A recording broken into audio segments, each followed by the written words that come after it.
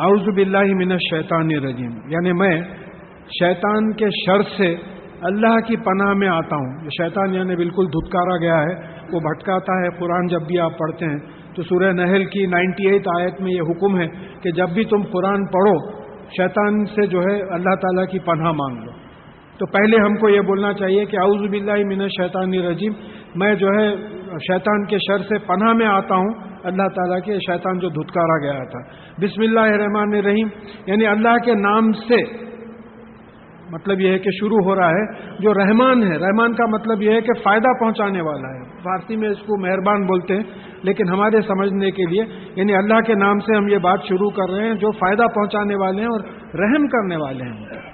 ہم بالکل رحم کے قابل ہیں، ہمارے میں کوئی طاقت نہیں ہے۔ اگر کوئی سمجھتا ہے اپنے آپ کو طاقتور تو اس سے بڑا کم ناسمجھ نہیں ہوگا۔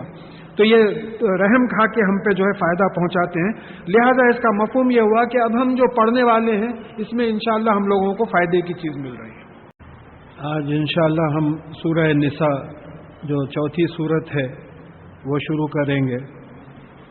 اس کا شان نزول یہ ہے کہ یہ 3 ہجری سے 5 ہجری تک اس کے مضامین نازل ہوئے ہیں، اور خاص طور پہ جنگ احد کے بعد، سورہ آل عمران نازل ہونے کے بعد یہ سورت نازل ہوئی ہے، اور جنگ احد کے بعد، لہذا آپ دیکھیں گے کہ اس میں بیواؤں اور یتیموں کا تذکرہ بہت زیادہ ہے۔ جنگ احد ہونے کے بعد ایک مسئلہ کھڑے رہ گیا تھا کہ اتنے 70 صحابی شہید ہو گئے تھے، یعنی 70 earning members of the society جو ہے شہید ہو گئے تھے، تو بیواؤں اور یتیموں کا مسئلہ کھڑا ہو گیا تھا۔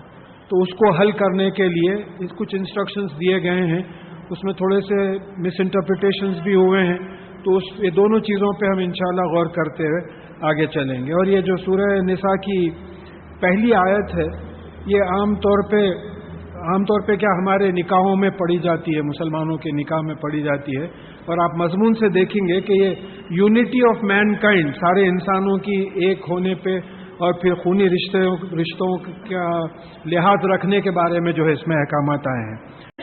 یا ایھا الناس اتقوا ربکم الذی خلقکم من نفس واحدۃ وخلق منها زوجها وبث منہما رجالا کثیرا ونساء۔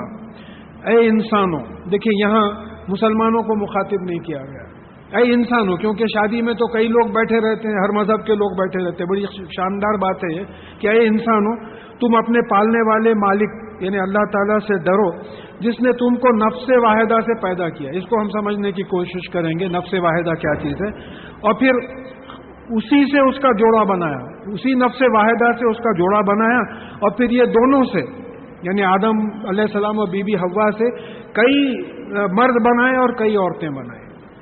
تو اب یہاں یہ سمجھنا ہے کہ نفس واحدہ، واحد جو ہے، پہلے واحد کو سمجھنے کی کوشش کریں گے ہم۔ واحد انگلش میں آپ بولیں گے whole consisting of many things, جیسا مائم واحد، پانی میں ملینز آف مالیکیولز H2O کے ہوتے، مائم واحد بولتے ہیں اس کو۔ قوم، ملت واحدہ، یعنی ملت میں کئی لوگ رہتے لیکن وہ واحد رہتی۔ ایک رسی لیجئے آپ، رسی میں کئی تاگے رہتے لیکن رسی ایک رہتی، واحد رہتی۔ عہد میں کیا فرق ہے؟ عہد انڈیویزبل یونٹی ہے، قل اللہ احد، اللہ انڈیویزبل ہے، اس کے حصے نہیں ہو سکتے، کاٹ کے ٹکڑے کر کے ڈسٹریبیوٹ نہیں کر سکتے آپ، یونٹی ہے۔ اور الہکم الہ واحد، یعنی تمہارا الہ جو تم پہ رول کر رہا ہے وہ الہ واحد ہے، کیونکہ اس میں یہ تمام اسماء الحسنہ ہے، یہ تمام ایٹریبیوٹس جو ہیں، تمام خصوصیات جو ہیں وہ اس میں ہیں، اسی لیے الہ کے ساتھ لفظ واحد آیا اور اللہ کے ساتھ لفظ احد آیا۔ تو اب یہاں نفس واحدہ، نفس کیا چیز ہے؟ اس سے پہلے بات آئی ہے کہ ہم قرآن سے ہی سمجھنے کی کوشش کریں گے کہ سورہ زمر میں ایک بات گزری تھی پچھلے دور میں، سورہ زمر 39 چیپٹر کی 42 آیت میں، کہ اللہ تعالیٰ تمہارا نفس 2 وقت لیتے ہیں، ایک مرتے وقت جو کہ لوٹایا نہیں جاتا، اور ایک سوتے وقت جس کی موت لکھی نہیں ہوتی اس کا نفس لوٹایا جاتا ہے۔ تو موت کا تو ہم کو ایکسپیرینس نہیں ہے، نیند کا البتہ ایکسپیرینس ہے۔ نیند میں آپ کسی بھی ڈاکٹر کو بلا کے اگر بولیں تو بولے بھائی اس کو لائف ہے، حیات ہے اس میں، تو کیا چیز ہم سے چلے جاتی ہے؟ شعور چلے جاتا ہے، آپ وہ سوتا ہوا آدمی یا مرتا ہوا آدمی، اس کو گالیاں دیجیے، آپ کچھ بھی بولیے، وہ سنتا ہی نہیں۔ بعض وقت تو یہ ہوتا کہ گھر کے سامنے سے بڑی شادی جاتی، بینڈ باجا بنا کے رات کے 2-2:30 بجے، وہ نفس لے لیا ہوا رہتا، شعور چلے جاتا تو کوئی اٹھتے ہی نہیں، دوسرے دن کوئی بولتے بھائی کیا ہنگامہ تھا محلے میں، شادی جاری تھی ایسا۔ تو یہ جو نفس ہے یہ اصل چیز ہے ہماری، یعنی آپ پہلے بھی میں مثال دے چکا ہوں، جیسا ایک لوری ہے، یہ باڈی ہے، اس کے اندر ایک ڈرائیور بیٹھا ہوا ہے، وہ نفس ہے ہمارا۔ تو پوچھ جو ہوگی نفس سے ہوگی، اور یہ باڈی ہمارے نفس کے خلاف گواہی دے گی۔ یہ ہاتھ بتائیں گے کیا کیا کرتا ہے، پیر بتائیں گے کہاں کہاں چل کے جاتا تھا، آنکھوں کا کانوں کا ریکارڈ برین پہ پورا ہے وہ بتایا جائے گا، چمڑی بتائے گی کیا کیا کرتا تھا۔ تو نفس جو ہے دا انر سیلف، جس کو انگلش میں سول کا ٹرانسلیشن کیا گیا ہے، تو معلوم ہوتا ہے کہ یہ غیر مادی چیز ہے یہ۔ ہاں، تو اب یہاں یہ آدم علیہ السلام کا نفس واحدہ، تو اس سے معلوم ہو رہا ہے کہ آدم علیہ السلام میں جو ہے یعنی تمام جتنی اولاد آنے والی تھی وہ موجود تھی، سیڈ تھے وہ۔ دیکھیے اس کی سیڈ کی مثال لیجیے، آپ فرض کیجئے کہ پہلی گٹلی آم کی اللہ تعالیٰ پیدا کی، اس کو پیرا گیا، پانی ڈالا گیا، جھاڑ بڑا ہوا، 100 آم لگے، 100 آم کے 100 گٹلیوں کو پیرے آپ، پھر 1000 آم لگے 10 جھاڑوں میں، پھر وہ آموں کو پھر پیرے آپ، پھر تو اس طریقے سے کامن پیرنٹ سے ملٹیپلائی ہوتے چلے گئے۔ تو پہلے آم کی گٹلی جو تھی اس میں جتنے آم دنیا میں آنے والے تھے ان کا پورا جینیٹک پروگرام تھا۔ لہذا آدم علیہ السلام سے ہماری جو پیدائش ہوئی ہے، آدم علیہ السلام کے پشت میں ہم سب موجود تھے تا قیامت، جتنے لوگ آنے والے ہیں، مرد اور عورت آنے والے ہیں۔ یہ بات قرآن سے ثابت ہے۔ سورہ اعراف کی 172 اور 174 آیت تک کہا گیا کہ جب ہم نے آدم کی اولاد کے پیٹھ سے ان کی ذریات نکالی، ہو سکتا ہے جینز آف فیتھ، میں تو اس کو اپنے ٹرانسلیشن میں نام جینز آف فیتھ دیا، جس پہ ریسرچ ہو رہا کہ آدمی ایمان کیوں لاتا، تو یہ پوروں کو جو ہے اللہ تعالیٰ نے باہر نکالا، اور پھر گواہی لی کہ بتاؤ کیا میں تمہارا رب نہیں ہوں، پالنے والا نہیں ہوں؟ سب نے گواہی دی کہ ہاں آپ ہمارے پالنے والے۔ پھر احادیث میں ڈسکرپشن آیا کہ وہ جو اولاد تھی ایک ہی قسم کی نہیں تھی، کوئی گورے، کوئی کالے، کوئی معذور، کچھ یہ تھے۔ تو آدم علیہ السلام نے پوچھا کہ سب کو آپ ایک ساتھ نے کیوں نہیں بنایا؟ تو اللہ تعالیٰ نے کہا کہ تاکہ یہ شکر ادا کریں۔ پھر ان میں بعض ایسے تھے جن کے چہروں پہ نور تھا، تو بتایا گیا کہ یہ آپ کی اولاد میں آپ کے نبی ہوں گے۔ تو اب پھر قرآن سے ایک بات ثابت ہوتی ہے، وہ علّمَ آدم الاسماء کلھا، اور پھر آدم علیہ السلام کو تمام چیزوں کے نام بتا دیے گئے۔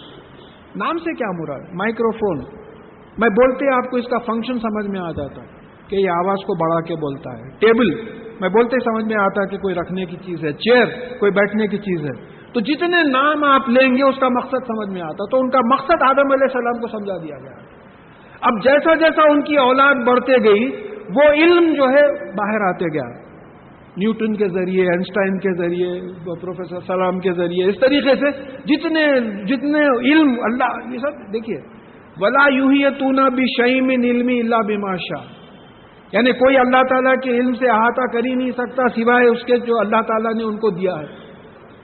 تو اب یہ جو آدم علیہ السلام میں سارا علم تھا، یہ نفس واحدہ سمجھ میں آتا ہے۔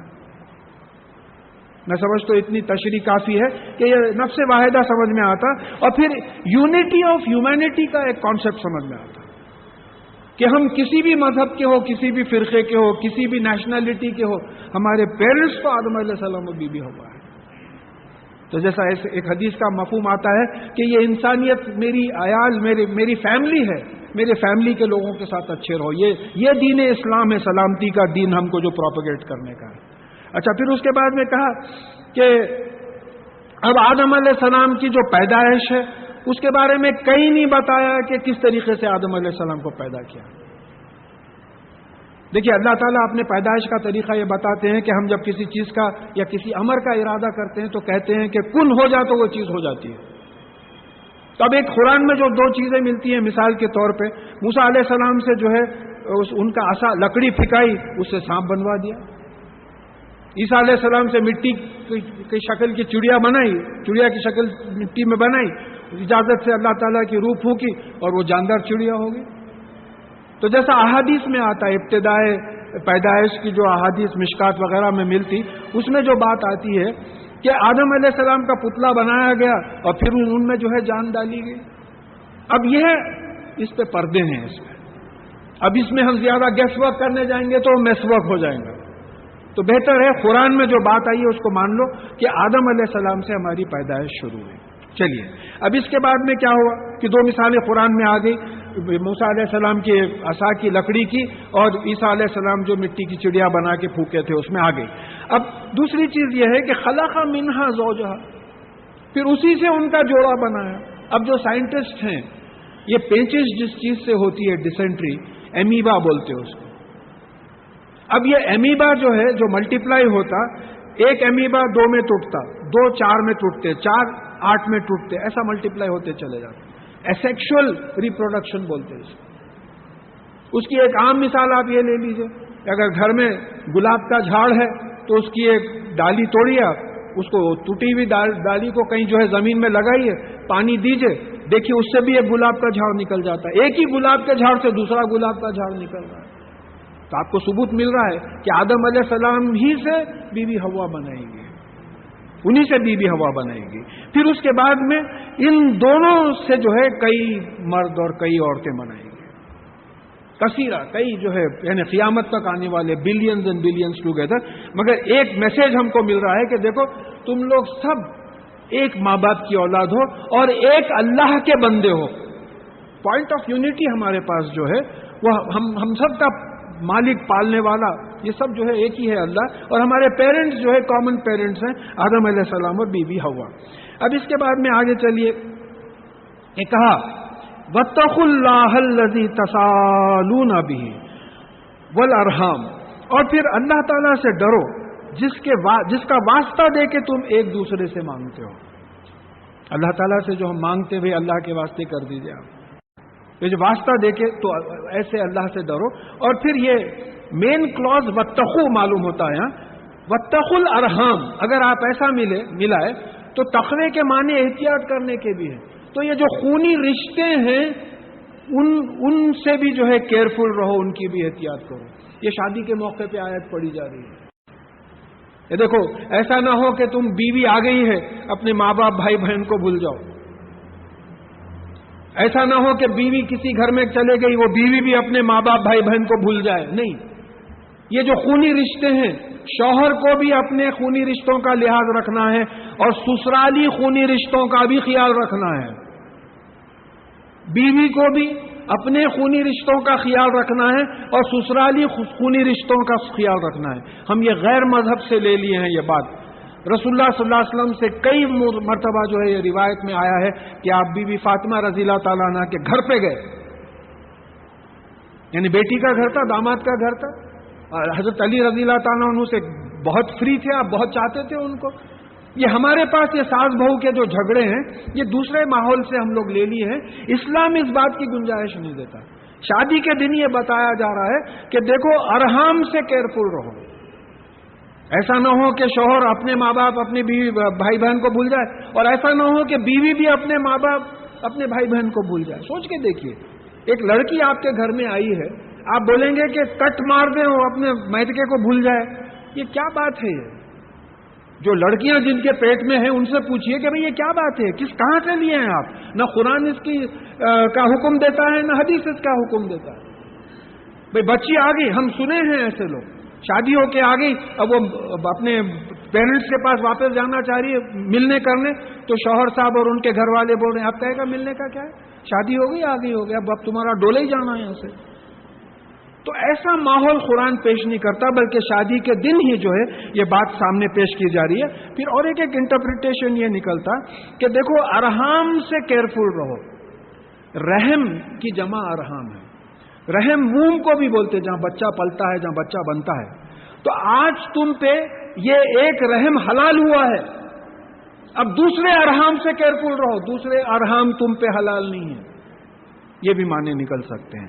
اور پھر اللہ تعالیٰ سمجھا رہے ہیں کہ ان اللہ کان علیکم رقیبا، اور بے شک اللہ تعالیٰ تم پہ نظر رکھے ہوئے، ویجیلنٹ ہے.